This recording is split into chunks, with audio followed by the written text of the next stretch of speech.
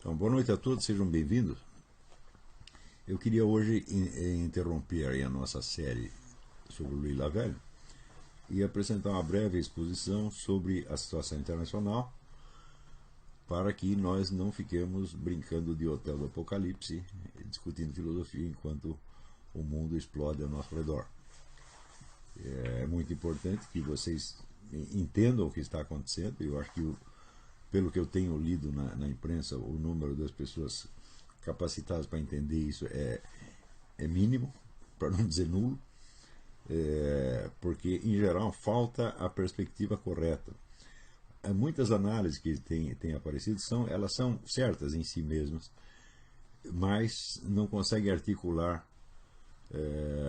os fatores dentro de uma perspectiva suficientemente ampla, de modo que os vários fatores em jogo apareçam na sua interação verdadeira.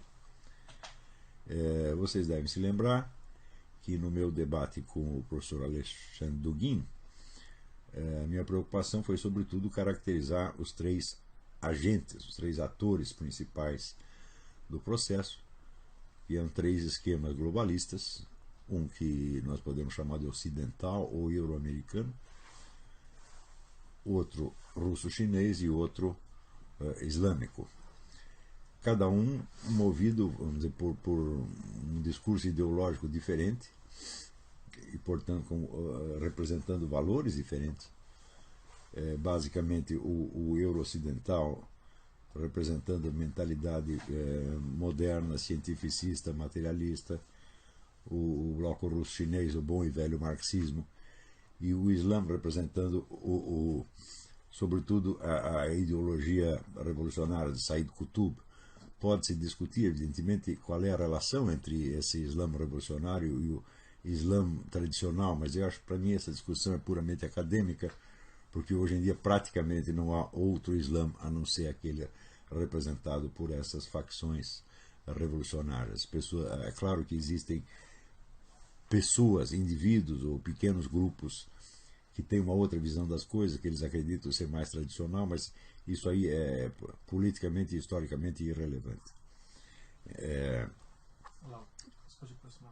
Então,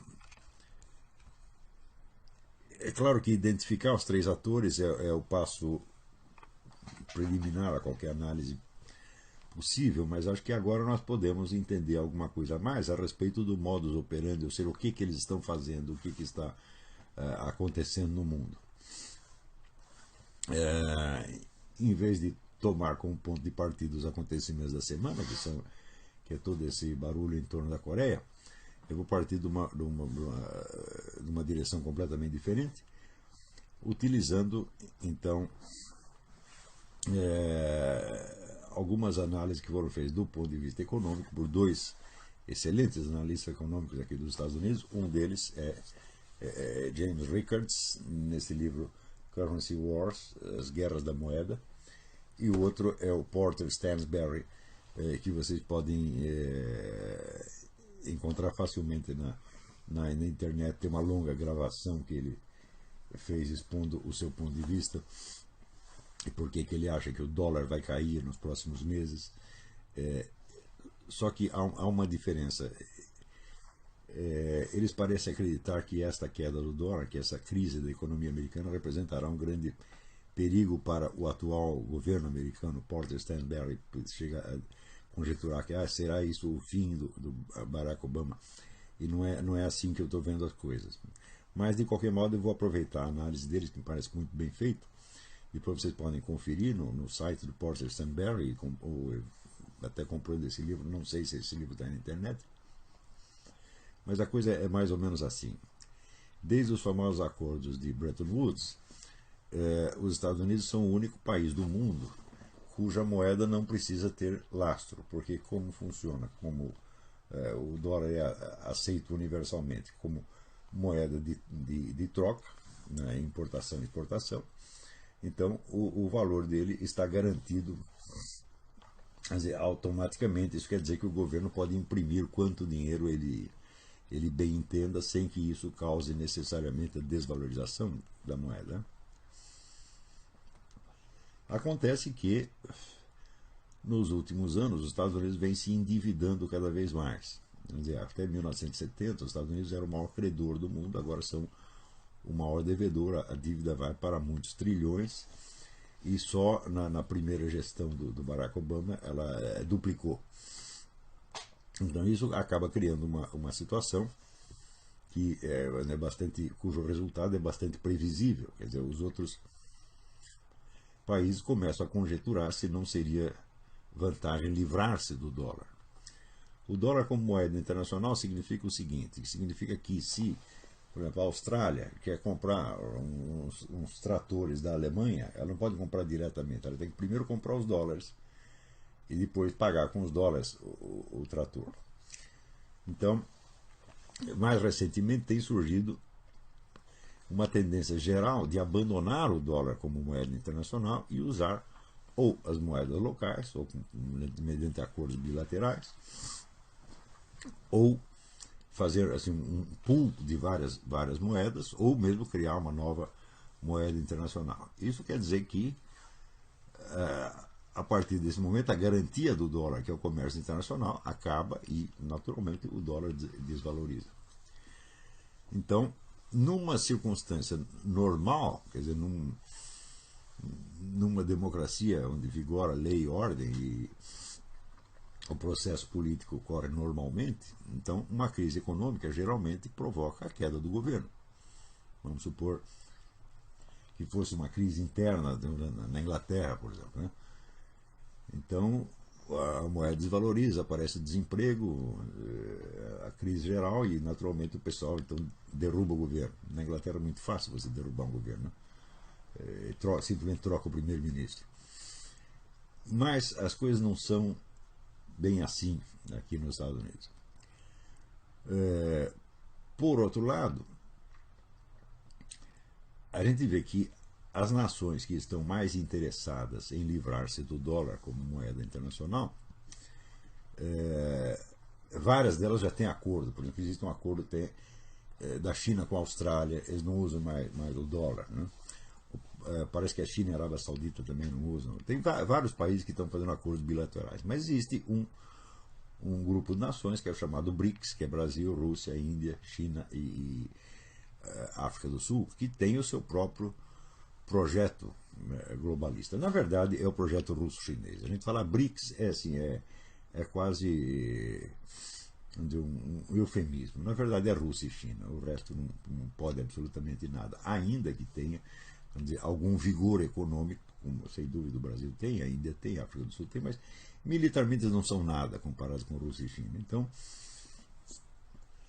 o BRICS não é nada mais do que o esquema russo-chinês, né, maquiado, né, como, aliás, é uma coisa tradicional na política soviética, camuflar-se sob o aspecto de terceiro mundismo, ou até havia o bloco dos países não alinhados, que estavam todos alinhados com a União Soviética. Isso nos anos 60 houve essa conversa dos países não alinhados, né? Então, não alinhados quer dizer que estava alinhado com a União Soviética. Então o BRICS é mais ou menos a mesma coisa do ponto de vista assim, da sua fachada. E a ideia do BRICS é criar uma nova moeda internacional, portanto um banco central mundial que se substituiria ao Fundo Monetário Internacional e faria então circular uma nova moeda, o que significa automaticamente um governo mundial, sediado então na ONU. Isso já está num processo bem adiantado. Quando vocês lerem os comentários assim, americanos, eles enfatizam muito a ausência de unidade nos planos do BRICS, dissensões internas, discordâncias, etc. Mas isto, para quem tem alguma prática da história do movimento comunista, isso não significa absolutamente nada. O movimento comunista está dividido desde o seu primeiro dia, tá certo? E a divisão interna é frequentemente um dos meios pelos quais ele cresce e se desenvolve. Inclusive, a divisão é aproveitada como um artifício pelo qual você pode seguir 2 ou 3 políticas diferentes, todas convergindo para o mesmo resultado. Então, a ascensão do BRICS e da nova moeda internacional, evidentemente, é a queda da economia americana, né? Então, como é que estão os Estados Unidos reagindo a isto? Você vê que o governo Barack Obama ele tem se preocupado em duas coisas. Primeiro, em aumentar a dívida, portanto, fomentar esta mesma crise. Segundo, cortar o orçamento das Forças Armadas, quer dizer, debilitar as Forças Armadas, justamente no momento onde há pelo menos duas ameaças de agressão, uma por parte do Irã, outra por parte da Coreia. E, ao mesmo tempo, está fortalecendo formidavelmente os mecanismos policiais de controle interno. Vocês devem ter ouvido falar desta monumental compra de munições por parte do Homeland Security.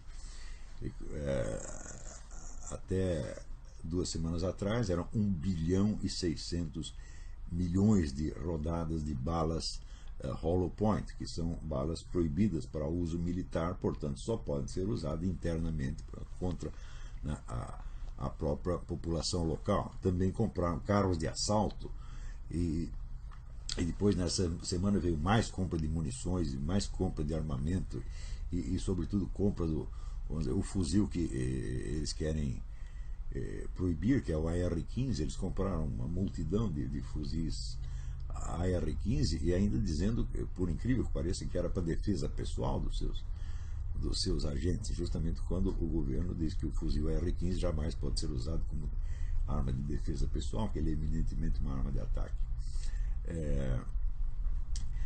Então, tudo isso mostra o seguinte: o governo está perfeitamente ciente da crise econômica que vai vir, está ciente da queda da economia americana, que se anuncia aí iminente, e ele está preparado não para enfrentar a crise econômica, mas para enfrentar a crise social decorrente.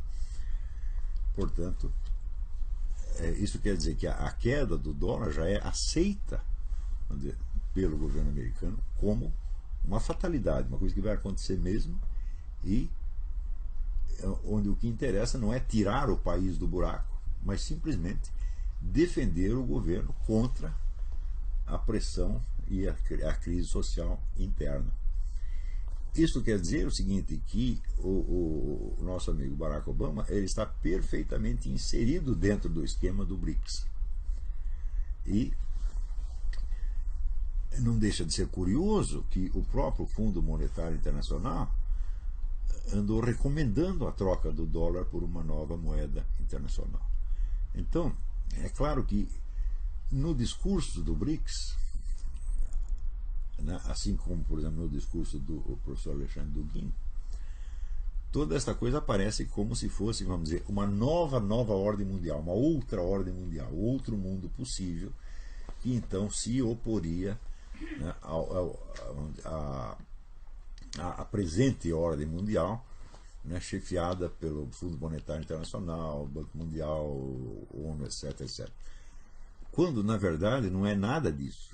A gente vê que todo este esquema globalista ocidental está favorecendo essa ascensão do BRICS. O BRICS não existiria sem o investimento ocidental lá, tá certo? E, sobretudo, quando nós vemos que esta elite globalista ocidental ela apoia, né, o Barack Obama, quer dizer, incondicionalmente, quando evidentemente a política do Barack Obama está voltada mais para fortalecer o BRICS e quebrar a espinha da economia americana do que para qualquer outra coisa. Então nós vemos que esta competição entre dois esquemas globalistas ela é mais fingida do que real. Parece que aí os dois grandes esquemas, o russo-chinês e o esquema ocidental, eles se uniram para criar realmente uma nova ordem mundial do dia para a noite, né, centrada na ONU, então, assim, praticamente oficializada como governo mundial, e fazer isto em cima do cadáver da economia americana. Como, aliás, eu já vinha dizendo há muito tempo, eu só não tinha entendido, vamos dizer, a rapidez com que esta coisa podia acontecer. O esquema está praticamente pronto e eu creio que, se não houver nenhum imprevisto, nenhuma Pode haver imprevisto, porque esse esquema globalista ele já falhou várias vezes, já era, na verdade eles contavam em ter um governo mundial na década de 80 do século passado e não criaram até agora. Então pode haver algum contratempo, mas se não houver nada, em menos de um ano esse esquema vai estar funcionando e a economia americana vai começar